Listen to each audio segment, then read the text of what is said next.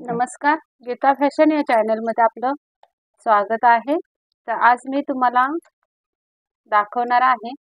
तर मला आता परवाच एक हे घटना घडली शिकवताना, की काही मुली माझ्याकडे शिकायला येतात, तर त्यांच्याबद्दल एक अशी अडचण आली की त्यांना टेपच कळत नाही. तर बघा, टेप कसा कळत नाही तो बघा. टेप सोपा असतो, इंची टेपमध्ये बघायचं सोपं असतं. हे सेंटीमीटरमध्ये असतं, ते जरा अवघड असतं. मी पण ते शिकलेली नाहीये, माझा पण क्लास इंचामध्ये झालेला आहे. तर मी तुम्हाला इंचामधलंच सांगते. तर बघा, हे जे असे आकडे असा टेप असतो आपला, मेजर टेप. ह्याच्याने आपण अंगावरचं माप घेतो किंवा मग ब्लाऊजवर माप घेत असतो. तर बघा, असा टेप असतो हा. तर हा जो टेप आहे तो इंचामधले घेतलेला आहे मी, पाठीमागे सेंटीमीटर मधला असतं. तर हा जो सुरुवात आहे, पत्रा जो लावलेला आहे बघा, हा तिथून सुरुवात आहे. पुढे 1 2 3 असे इंग्लिशमध्ये आकडे आहेत. आता आपल्या वयस्कर ज्या भगिनी असतात महिला, त्यांना जर शिकलेल्या नसतील तर त्यांना हे इंग्लिश आकडे समजत नाहीत. तर प्रत्येक आकडा हा 1 पासून सुरुवात असते, तर 10 पर्यंत तर समजतच. तर बघा, 20 पर्यंत तर समजतच सगळ्या महिलांना, जरी त्यांना शिक्षण किंवा लिहायला वाचायला येत नसलं तरी 20 पर्यंत आकडे मोजू शकतात. अगदी पैशामध्ये बघा, आपण 50 रुपये 100 रुपयापर्यंत जमतं त्यांना. सुट्टे मात्र कळत नाहीत आदले मधले. तसंच आहे, सुट्टे समजत नाही. आता 1 इंच इथपर्यंत आलाय आपला, तर तो समजू शकतो. 2 इंच समजू शकतात, की हा आकड्याची रेघ मोठी जी आहे ते पूर्ण 1 इंच झालेलं आहे. तिथून पुढे जी मोठी रेघ, दुसरी रेघ आहे ती 1 इंच, ही मोठी रेघ दुसरी 2 इंचाची, तिसरी रेघ 3 इंचाची.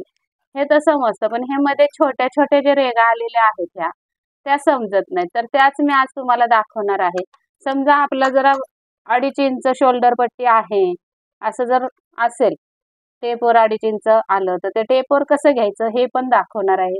समजा गळा आपला आहे 9.25, तर 9.25 ला 9.25 लिहितो आपण, 9.5 ला 9.50 लिहितो, आणि पूर्ण मग 9.15 ला 9.75 लिहायचं, आणि मग त्याच्या पुढे 10 इंच.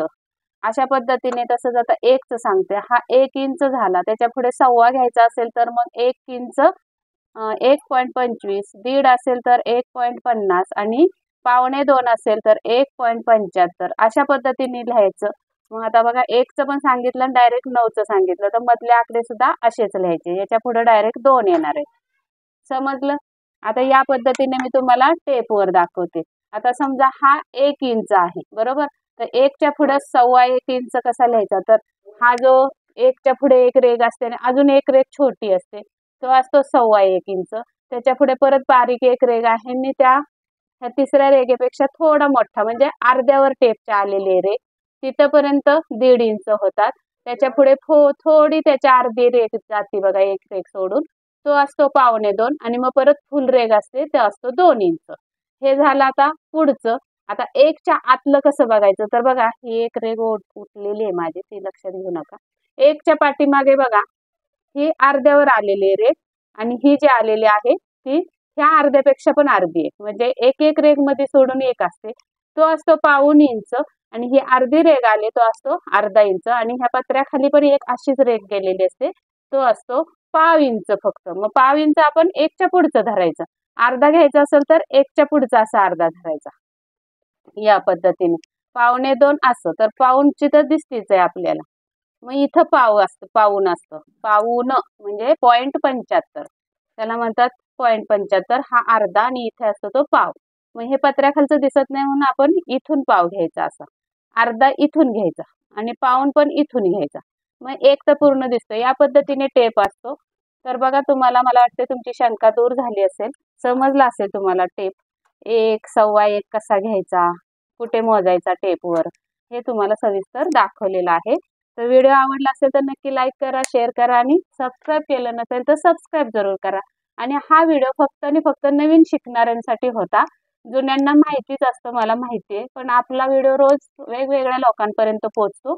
तर त्यांच्यासाठी, मी जो कोणी नवीन शिकत असेल, क्लास करत असेल, त्यांच्यासाठी हा व्हिडिओ आहे.